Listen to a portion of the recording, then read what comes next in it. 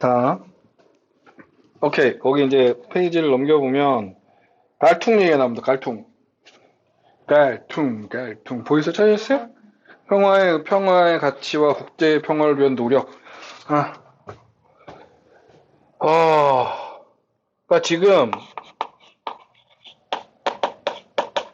국제사회 이야기를 하고 국제사회의 현실주의, 이상주의 얘기를 하고 지금 뭐 얘기하는 거예요? 평화를 정리하는 거지. 평화란 뭐냐? 응? 평화에 대해서. 여기에 대해서 이야기하는 거죠. 그래서 여기에 가장 대표적인 학자가 누구? 갈통이라는 학자입니다. 그러니까 이 다음에 이제 평화로운 평화, 그 다음에 이제 원래 이제 해외 원조 얘기 나오고 이제 끝나는데, 갈통은요, 어렵다면 어렵고 쉽다면 쉬운데,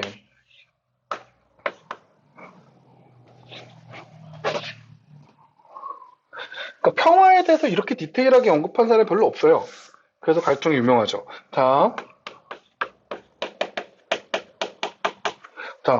갈통은 평화를 두 가지로 구분했어요. 하나는 뭐?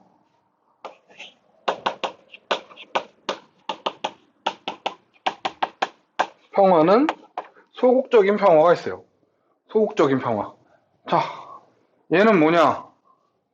어렵진 않아요. 뭐가 없는 거?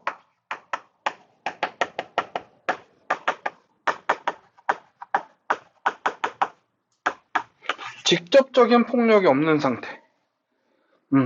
직접적인 폭력이라는 건 뭐를 동반한 직접적인 폭력이라는 건 무력을 동반한, 그러니까 말 그대로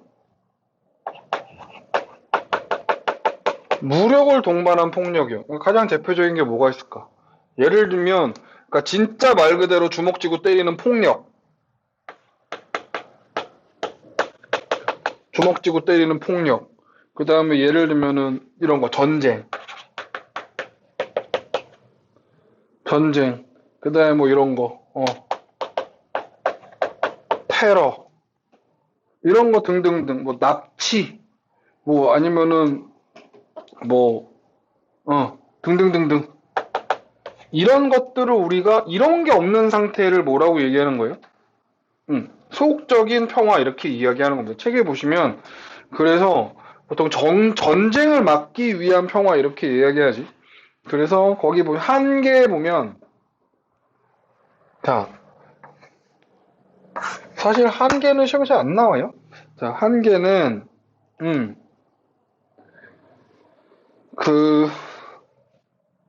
책에 있는 거 보자. 사실 할 말이 없다. 그러니까 평화라는 개념을 너무 좁게 봤다는 거지. 직접적인 폭력이라는 것만 갖고 얘기하면 사람이 꼭 주먹질로 맞아야만 폭력을 느끼냐 이거지. 예를 들면은 우리가 흔히 얘기하는 갑질. 요즘에 그 배구판에서 나오는 그 학교 폭력 얘기. 아주 그냥 요즘 스포츠계를 아주 그냥 박살을 내놓고 있는 이야기들이지. 잘 지키고 있나. 스포츠계를 아주 그냥 터트렸잖아. 지금 여자 배구판이 완전 박살이 나버렸지. 나름 그 이재영, 이다영 그 자매는 여자 배구 쪽에서 가장 인기 있는 스타였고, 완전히 뭐 인생 나락이지. 지금 뭐 선수 복귀는커녕 선수 은퇴하게 생겼는데 지금 걔네들 나이 이제 25, 6이야. 25, 6이야. 그러니까 진짜 앞길 창창한 애들이야. 그건 이제 알아서 해야겠지. 이해가니? 그렇다고 그게 용서될 수는 없죠. 응.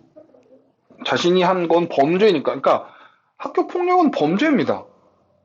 그건 뭐 어린 나이에 뭐 그럴 수도 있지가 아니라 그냥 그건 범죄예요. 어떤 사람을 인격적으로 살인이 칼 들고 배 찔러야 살인인가? 말했잖아요. 그런 의미에서 직접적인 폭력은 한계가 있어요. 그러니까 그런 왕따나 그런 이렇게 일본식의 이지메 그런 거야말로 괴롭히고 말은 안 하지만 뭐 교실 전체에서 왕따시키고 이런 거 자체에도 폭력보다 더하지 그거. 사람이 사는 게 사는 게 아닌데 이해가 가시죠? 그러니까 그런 것들은 그런 평화들 그런 것들도 폭력인데 그런 것들은 제대로 얘기하지 못한다는 한계가 있는 거지. 그러면 자, 갈등이 생각한 그래서 이 소극적인 평화는 요거는 수능에 나온 적 있어요. 국가 안보의 시각에서 봤을 때, 국가의 입장에서 봤을 때 평화는 딱 이런 거지. 국가 단위, 개인 단위가 아니라. 이해가? 그런데, 자, 여기 봐봐.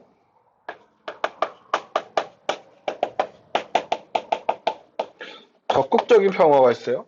얘는 뭐냐면,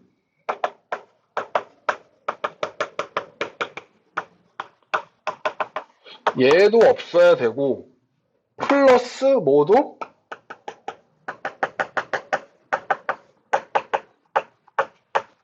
간접적인 폭력도 없는 상태야. 그래서 이제 우리가 뭘 정확하게 알아야 돼? 간접적인 폭력이 뭔 줄 알아야지. 직접적 폭력도 없고 간접적 폭력도 없는 상태. 간접적 폭력은 뭐냐? 우리가 보통 두 가지로 구분해. 거기 책에 보면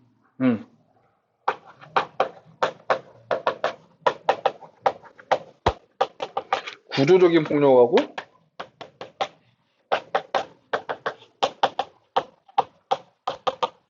문화적인 폭력이죠. 구조적 폭력과 문화적 폭력. 자, 그럼 한번 이야기를 해보자. 그 바로 아래에 가면 폭력에 대한 갈등의 분류가 있어. 원래 니네 교과서에는 없는 얘기야. 이거는 좀 심화적인 내용. 자, 직접 폭력은 방금 전에 언급했지만 폭행, 구타, 고문, 테러, 전쟁 등 직접적이고 의도적으로 뭐를 신체를 무너뜨리는 그리고 언어적인 폭력을 직접 폭력이라고 얘기하고 간접적인 폭력은 뭐? 첫 번째, 구조적 폭력. 자, 이거는 어렵게 생각하지 말고 이렇게 생각하면 돼. 그러니까 어떤 한 개인의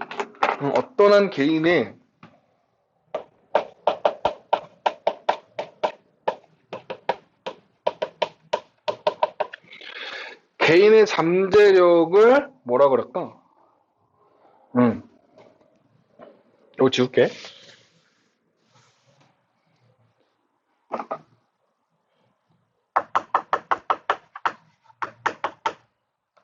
개인 잠재력의 발현을 막는 거야. 구조적 폭력은 너가 어떤 잠재력을 갖고 있는데 그게 뭐하러 해? 이런 마인드. 그러니까 예를 들면 이런 거지. 선생님 어릴 때 우리 어머니가 되게 아쉬워하셨던 게 우리 어머니는 학교를 못 다니셨어. 1950년생이시라 6.25 때쯤 태어나신 양반들이시라 그리고 우리 어머니는 구남매의 맏딸. 7살 때부터 밥했대. 온 식구들 밥을 7살 때부터 밥을 했대. 그러니까 진짜 우리 막내 외삼촌들은 거의 어버 키웠대.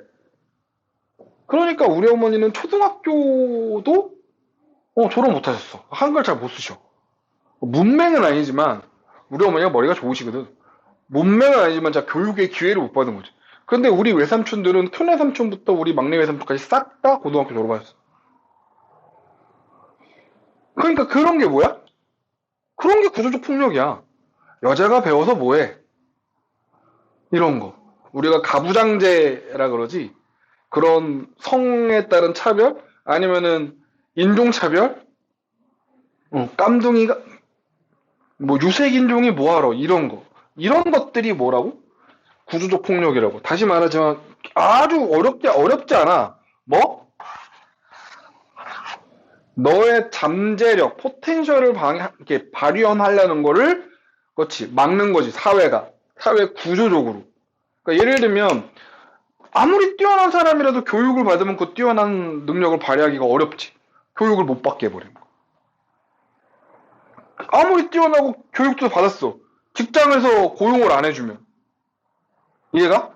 그런 걸 우리가 뭐라고 얘기해? 구조적인 폭력이라고 해. 책을 잠깐 볼까?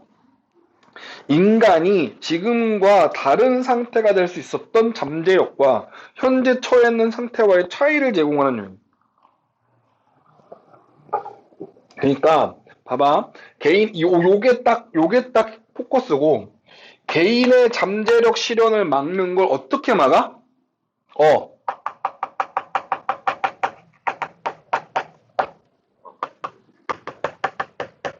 법이나 제도나 관습 같은 걸로 막는 거야. 못하게. 이해가니? 법이나 제도나 관습이나 이런 걸로 못하게 하는 거야. 어디 기집애가 이런 거. 자, 그래서 거기 좀 디테일하게 얘기했는데 잠재력과 현 상태의 간격을 넓히는 요인, 간격을 좁히는 데 방해하는 요인 네 가지 범주인데 이거는 너네 수능에 안 나와. 내가 넣어놓은 거야. 그러니까 예를 들면 자원의 불평등한 분배를 비롯한 착취. 그러니까 너네는 노예니까 착취당해 마땅해. 이러면은 뭐 할 수 없어? 개인의 잠재력을 발휘할 수 없지. 두 번째, 피지배층의 자율성과 자치권의 확보를 저지해. 그런 것도, 그 다음에 피지배층을 서로 격리시키려는 분열. 그러니까 일본 애들이 우리나라 1920년대 문화 통치했지.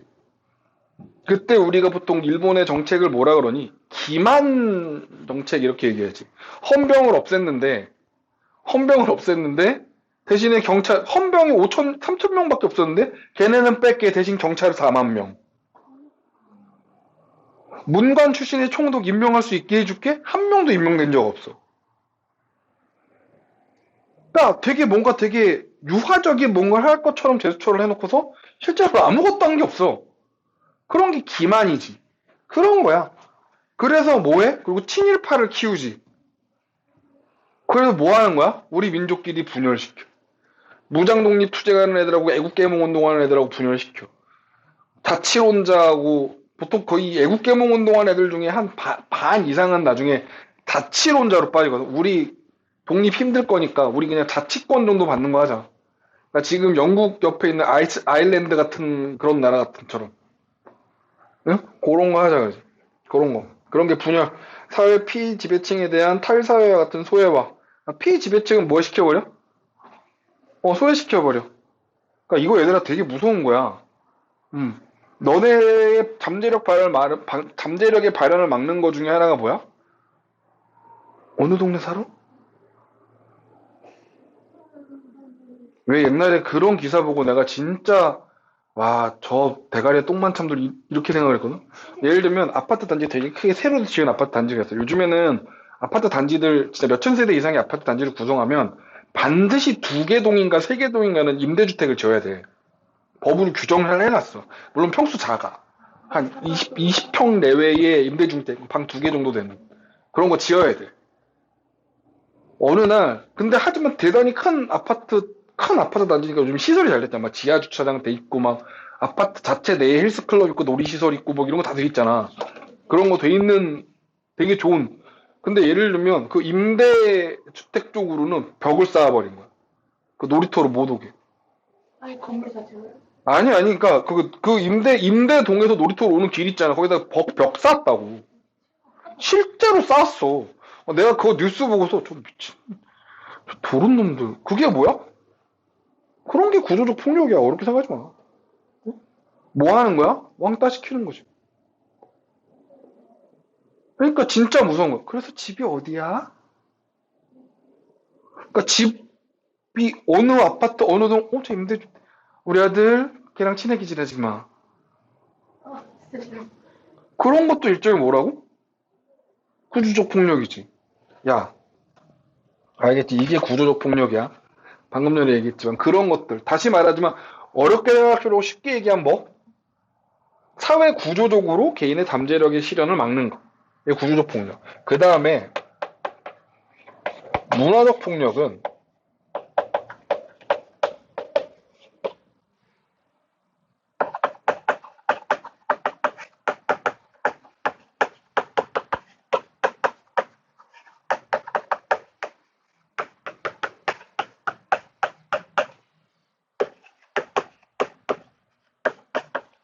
구조적 폭력을 정당화하는 논리를 제공해. 그러니까 가난한 애들하고 놀지 마. 아니면은 뭐 저 여자니까 잘 안 돼. 이런 구조적인 폭력에 대해서 예를 들면 그거를 뭐하는? 정당화시키는 논리. 예를 들면 어떤 거? 종교나 언어나 예술 같은 이런 문화적 파트에서 구조적 폭력을 정당화하는 거지. 그러니까 예를 들면 이런 거야. 방금 전에 했지만 여자가 뭐 안 돼. 야, 암탉이 열리면 집안이 망한대잖아. 이해가? 속담이지. 그런 걸로 뭐 그런 가치관이나 언어적 유희 같은 관습으로 뭐, 당연히 좋은 속담은 아니지만 무슨 뭐 여자와 북어는 뭐 3일에 한 번씩 패야 된다 막 이런 걸 속담이랍시고 하는 사람도 있어.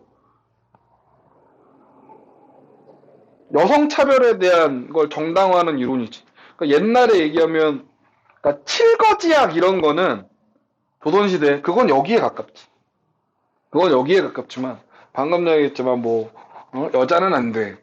아니면은 뭐 왜 저기 미국식 조크 중에 대단히 유명한 조크 중에 하나가 뭐냐면 백인은 덩크를 할 수 없어. 라는 조크가 있거든. 그러니까 농구는 흑인들이 정말 잘하잖아. 그러니까 백인은 기술은 좋을 줄 몰라도 신체 능력이 딸리니까 덩크슛 같은 거를 못 한다고. 그래서 그런 조크가 예를 들면 뚱뚱하면 게을러하고 비슷한 거야. 백인은 덩크를 할 수 없어. 그게 뭐야? 책 밑에 보자. 그래서 종교, 사상, 예술, 학문 등으로 폭력이 합법화되거나 용인되는 거.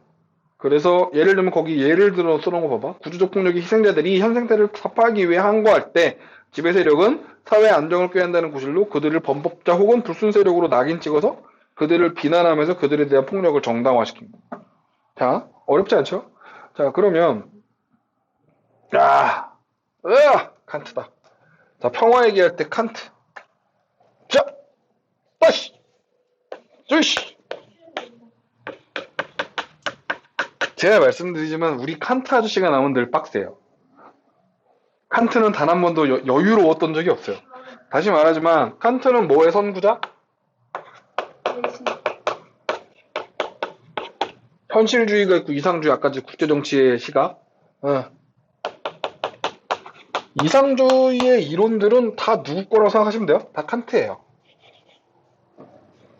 자, 그래서 다시 한번 생각해보자. 기본적으로 이 영구평화론은 뭐의 기반? 성선설이 기반이고 인간의 합리성, 즉 이성의 베이스를 두고 있는 거지. 오케이? 이거 잊으시면 안 돼요. 자, 그래서 갑시다. 이상주의는 영구적인 평화가 가능하다 그랬죠? 그래서 칸트의 영구평화를 봅시다. 자, 책을 볼까? 뭐 할 수 있어? 전쟁의 폭력과 적대성이라는 악순환에서 벗어나 평화를 유지할 수 있는 대책을 제시해. 자, 모든 국가가 평화를 유지하기 위해서 자유로운 국가 간의 연맹에 참여할 것. 아까 전에 얘기했지만 대화와 타협을 하려면 뭐가 필요해? 국가 간의 모임이 필요하다고. 그걸 뭐라고? 연맹이라고 이름 붙인 거야. 연맹에 참여한 국민들은 자유와 평화를 보장받고 평화를 요구하는 시민들에 의해서 국가 지도자가 쉽게 전쟁을 일으킬 수 없게 돼. 자, 그래서 평화를 실현하는 바로 환대권을 강조해. 자, 이거는 좀 이따 몰라도 돼. 자, 여기 봐봐. 일단 영구평화론에서 핵심은 뭐냐면, 자, 거기 바로 밑에, 여기 조항 1, 조항 2 두 가지가 있어요. 자, 뭐가 있고? 확정 조항이 있어. 얘는 뭐냐면 평화를 만들기 위해서 반드시 필요한 조항이야. 그러니까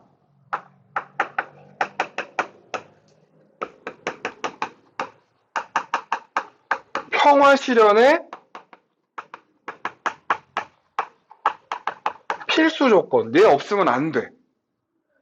이해가? 평화를 하기 위해서는 이 조항들은 반드시 필요해. 첫 번째. 뭐라고? 공화제.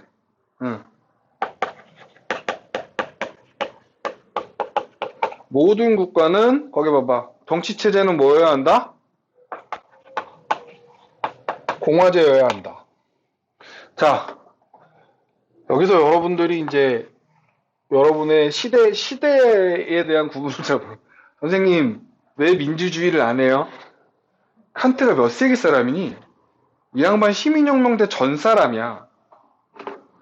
시민혁명이 일어날 때쯤 사람이라고. 그러니까 뭐라고?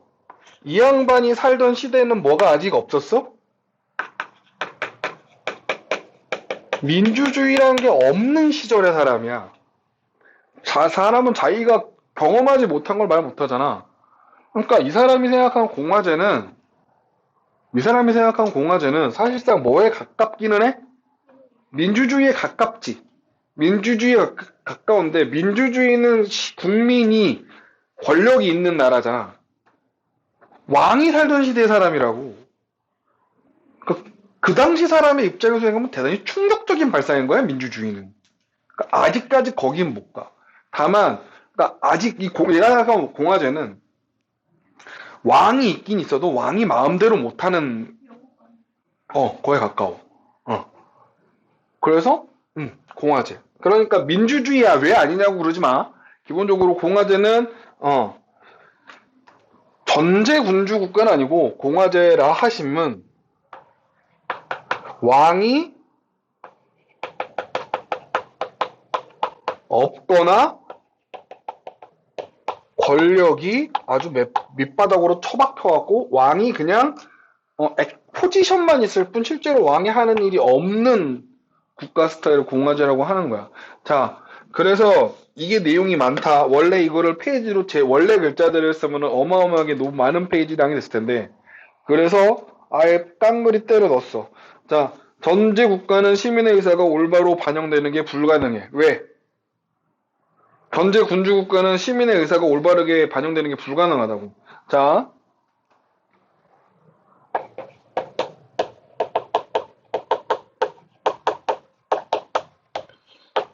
군주 국가는 기본적으로 이 양반은 잘 생각해봐. 너가 왕이요. 왕이 뭘 바랄까? 정말 대단히 훌륭한 임금들이고 세종대왕 같으신 분들이 정말 이런 거 바라는 거고. 자, 내가 왕이었던 그 왕은 경제적으로도 사실 부유해. 그 나라에서 제일 부유하다고 봐야지. 권력은 말할 필요도 없지. 정치 경제적으로 아쉬울 게 없는 사람이야, 왕은. 문화적으로도 보고. 그러니까 보통 아주 뛰어난 왕들은 정말 시민을 위해, 국민 백성들을 위해 하지만 살짝 맛이 간 병신들은 대부분 뭐에 집착하냐면 자신의 업적에 집착해. 뭐라고? 내 사후에 내가 어떤 왕으로 역사에 기록될까가 사실 대단히 중요한. 왜냐면 현실에서 누릴 수 있는 건 다 누리고 사는 애잖아. 무슨 얘기인지 이해가지? 그러니까, 그런데 봐봐. 업적 중에 제일 눈에 띄는 업적이 뭘까? 확 눈에 들어오는 거. 전쟁은 있잖아. 예를 들면, 뭐, 학교를 크게 짓는다. 뭐, 탑을 짓는다. 이런 건 멋있긴 멋있을지 몰라도 금방 잊혀져. 하지만 영토를 넓힌 왕이라는 거?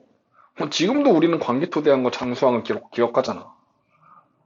천 몇백 년 전 사람인데. 이해가? 그러니까 전제 군주국은 뭘 일으키기가 쉬워? 트리거가 되기가 되게 쉬워? 전쟁이 일어나기가 쉬워. 누구의 결정만으로 전쟁이 일어날 수 있습니까? 군주의 결정만으로 전쟁이 일어날 수 있으니까 군주가 살짝 빡치면 씨발 이러면 바로 전쟁도 나는 거야. 이해가? 그런데 그래서 군주국은 전쟁도 쉽고 당연하지만 시민의 의사가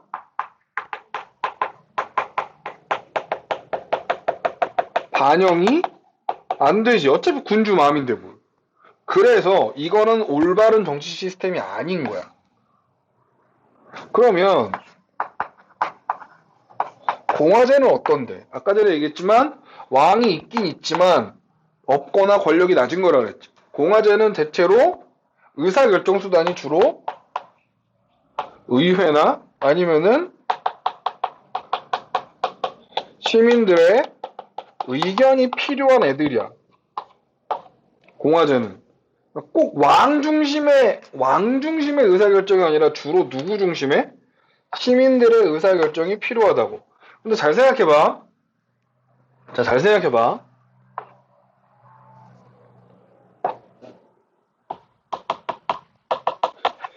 전쟁은 누구 입장에서는 시민 입장에서는 손해가 날 확률이 높아. 전쟁에서 이득 보는 건 누구야? 왕 그놈은 이득 보겠지. 땅 넓혔으니까. 지가 원하는 업적을 얻었잖아. 귀족도 전쟁에 참여한 귀족들은 이득 얻었겠지. 왜? 약탈품을 건졌을 테니까. 그런데 전쟁에 참여한 농민들, 전쟁에 참여한 노예들, 전쟁에 참여한 똘따구들은 죽도록 고생해서 목숨 걸고 싸웠는데 살아나 돌아가면 다행이지. 그러니까 일반적으로 왕이 힘이 너무 센 나라에서는 이런 것들이 반영이 안 되지만 시민들의 의사가 반영이 잘 되는 나라에서는 전쟁에 대해서 시민들이 손해라는 걸 잘 알아. 당연히 잘 생각해봐. 어떤 미친 시민이 이걸 찬성하냐? 하면 내 손해인데. 이해가? 반대할 거라고. 그러니까 무슨 얘기야? 전쟁이 잘 안 나. 전쟁 가능성이 대단히 내려가는 거지. 자, 책에 보자. 동그라미 2번 볼까? 자, 칸트가 공화제 헌법의 영구 평화 실현의 핵심이라고 주장한 건 공화제 헌법 체계가 전쟁들에 대한 국민의 협조를 얻기 어렵기 때문이다. 빨간 거 실어놨지. 즉, 전쟁 비용을 직접 지불해야 되는 국민들은 전쟁으로부터 얻을 수 있는 게 별로 없다고 생각한다. 따라서 국민들은 전쟁에서 얻는 것보다 들여야 할 비용이 많기 때문에 전쟁을 반대해. 또한 공화제 헌법이란 현재 기준에서 볼 때 대의민주주의에 유사하여 전쟁의 결정은 누구의 의사에 따른다?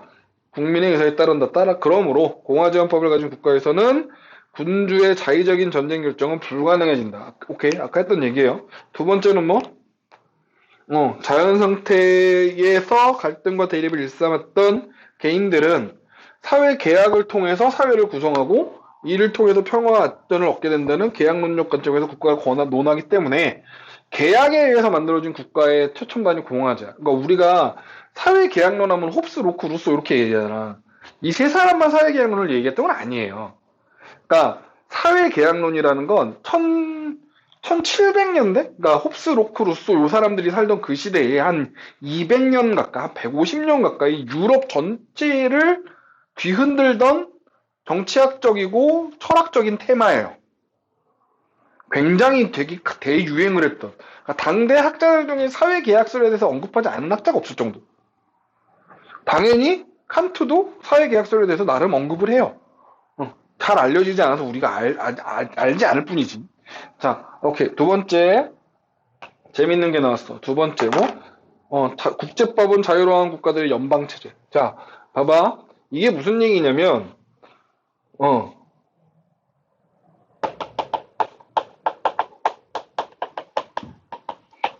잘 봐. 세계 단일 정부는 OX. 안 돼.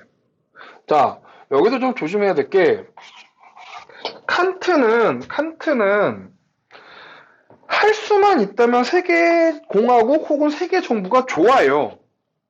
왜냐면, 세계 단일 정부가 생기면 각 국가들의 이해관계를 조절하기가 대화와 타협을 하기가 쉽지. 그러니까 이게 모이기는 해. 이게 이상이긴 해. 하지만 이건 뭐 한 거야? 이 이상은 실현 불가능하다고 생각했어. 이해가? 거기 파란 글씨로 써있지.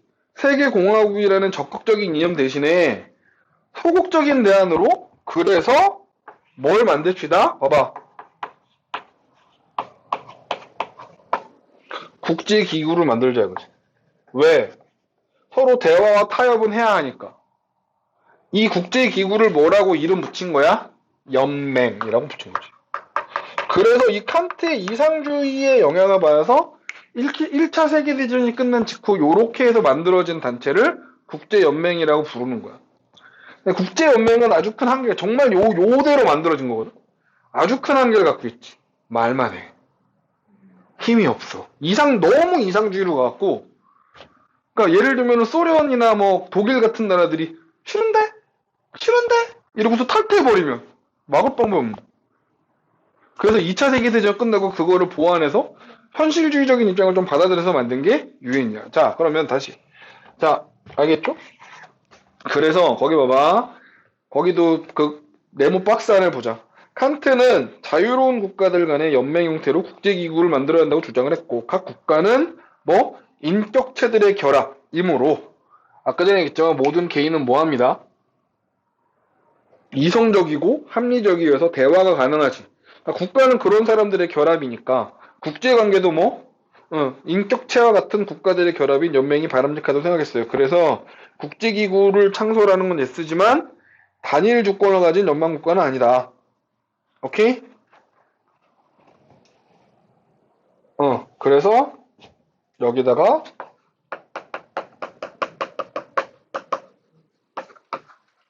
자, 확정조항 세 번째. 확정조항 세 번째. 국제법은 뭐? 세계 시민법은 보편적 우호 조건에 국화되어야 된다. 자,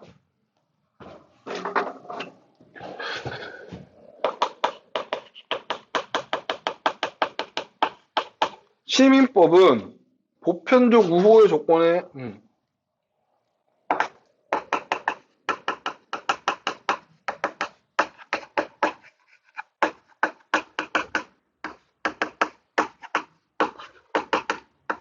국한돼야 한다. 자, 이 말이 무슨 말일까? 이게 좀 어려운 얘기거든. 그러니까 시민법이라는 건 한이 말해서 룰.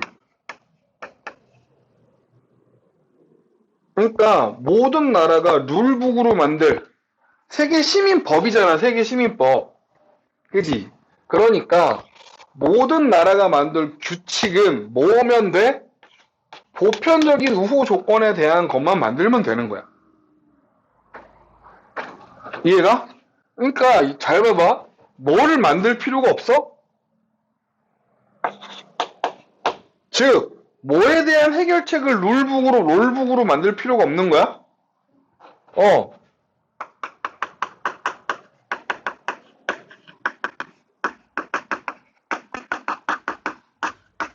분쟁의 해결 방안은 룰에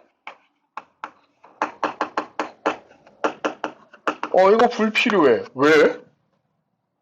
분쟁은 충분히 뭘로 해결할 수 있어? 합리성 베이스의 대화와 국제연맹에서의 대화와 타협으로. 아까 전에 얘기했잖아. 국제 분쟁은 왜 생겼니?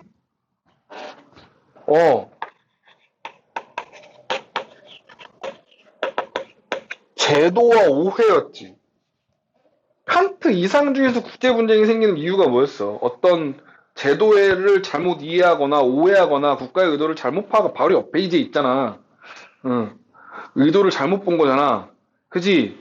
그러면 제도를 오해하거나 잘못 보는 거는 사회마다 다르다. 어떤 관습을 오해한다, 제도를 오해한다, 이건 사회마다 다르다고. 그럼 그거 할 때마다 규범을 만들어? 그러면 뭐가 너무 많아지는 거야?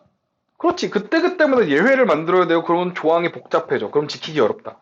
그러니까 갈등 문제는 대부분 제도와 오해에서 비롯된 것이기 때문에 이건 대화 토킹 어바웃 하면 충분히 해결할 수 있어. 그러니까 우리는 룰을 뭘만 만들면 돼? 긍정적인 거에 대한 룰만 만들면 되는 거야. 오해받지 않도록. 오케이? 그러니까 여기 환대권이 어떤 거냐면 예를 들면은 뭐 주거를 거주를 이전을 한다든가 국가 대 국가 영도를 넘을 때 뭐 예를 들면은 독일에서 영국으로 뭐 독일에서 프랑스로 넘어간다든가 독일에서 폴란드로 넘어간다든가 이런 거 할 때 주 거주의 이전이나 직업의 이전이나 이런 것들에 대한 조항들을 얘기하는 거예요. 자, 그 다음에 예비 조항이 있어요. 예비 조항은 뭐냐면 자,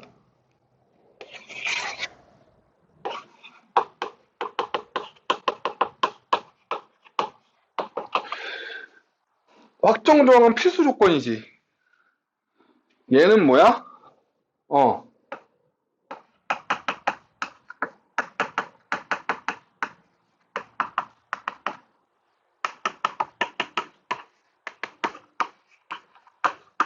영구 평화를 실현하는데 방해될 만한 애들을 예비조항으로 빼는 거야. 얘네들은 이건 없으면 안 되지만 얘네들은 안 해야 된다에 가까워.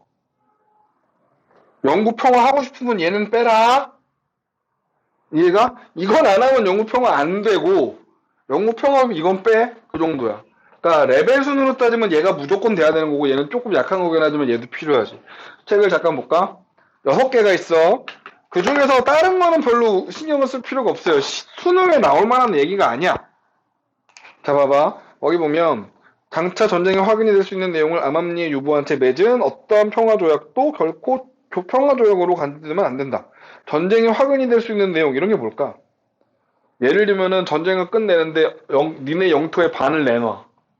그런 조약. 뭐 하자는 얘기야? 당연히 뺏긴 애들이 가만히 있겠니? 그렇지. 그거 나중에 전쟁에 화관이 될 수 있지. 응? 아니면 뭐 너무 심한 양의 배상금. 응. 독일이 1차 세계대전 끝나고 그 배상금 때려 맞고서 바이마르 공화국이 무너진 되게 큰 요인 중에 하나지. 자, 그 다음에 2번 어떠한 독립국가도 크기와 무관하게 뭐의 대상이 될 수 없어? 상속, 교환, 매매 혹은 증여에 대해 따른 다른 국가의 소유로 전락할 수 없대. 그러니까 국가는 뭐가 되지 않는 거야? 거래의 대상이 되지 않아.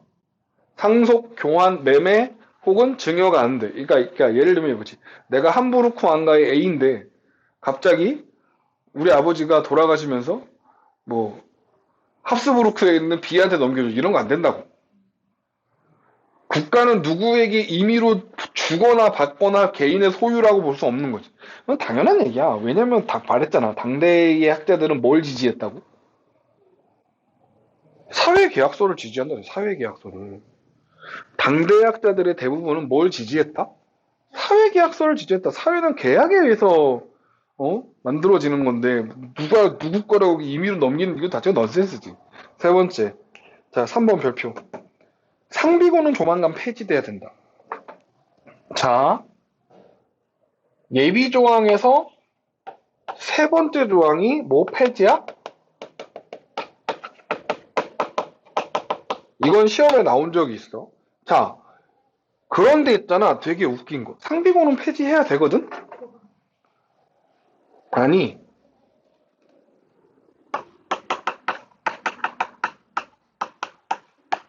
예비고는 괜찮아. 상비고는 폐지를 해야 돼. 예비고는 오케이. 시험에 나온 얘기야. 기출문제 있어.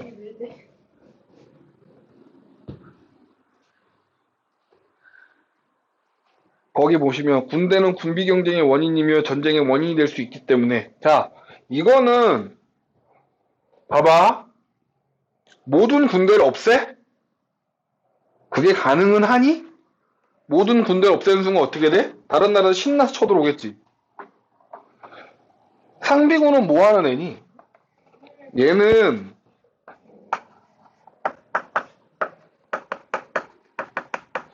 전쟁이 오로지 전쟁이 목적인 애야.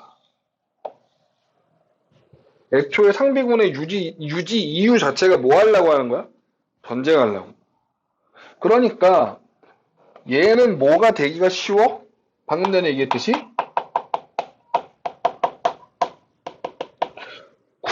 군비 얘가 늘어난다는 건 바로 옆에 나라한테 이게 싸우자는 건가? 가 되기 쉽지.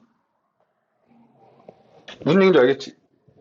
그런데 잘 봐봐. 얘는 뭐 하는 애야? 예비군은?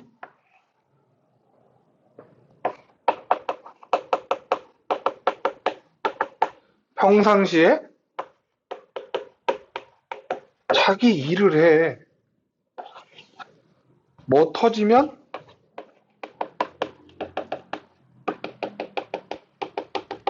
전쟁이 발생하면 군대 가는 거야. 엄연히 달라. 얘는 전쟁을 하려고 상시 대기하고 있는 애고 얘는 평상시에 자기 일을 하고 있는 애라고. 그러면 예비군이 군대의 거의 대부분인 나라는 당연히 뭘 할 수 없니?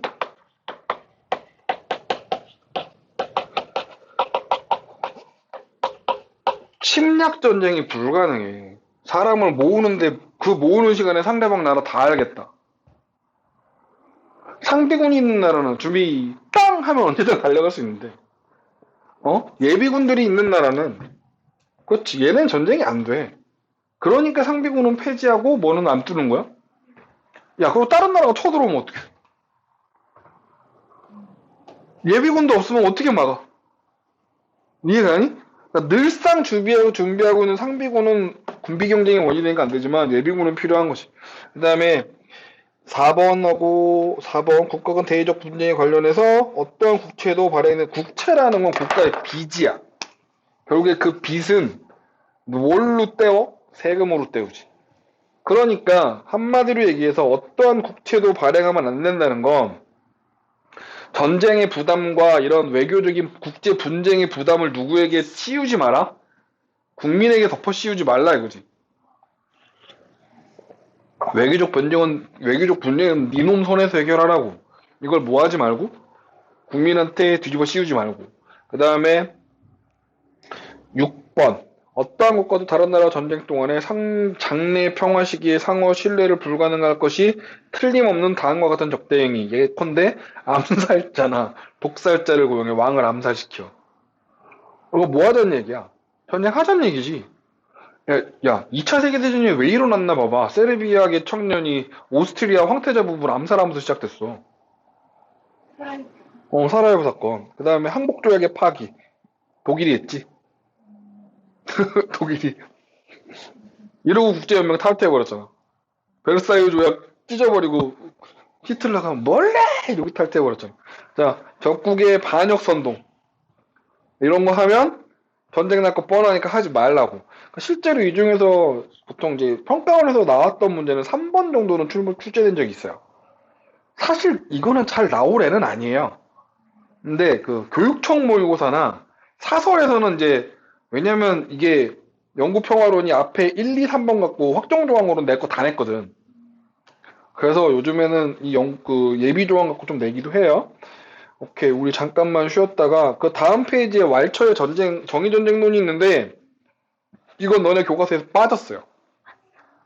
교과서에 빠졌어요. 근데 그러니까 이런 게 있다 정도만 확인하면 수능 범위는 이제 아니에요. 교과서 밖이야. 아까 전에 했잖아. 이상주의가 생각하는 평화. 이상주의가 생각하는 평화. 이상주의가 생각하는 전쟁도 있다고. 방금 전에 얘기했잖아. 아까 여기 지웠다. 지웠잖아. 방어 전쟁이나 이런 거. 그게 그 그거 얘기 나오는 거예요. 오케이, 잠깐만 쉬었다 합시다.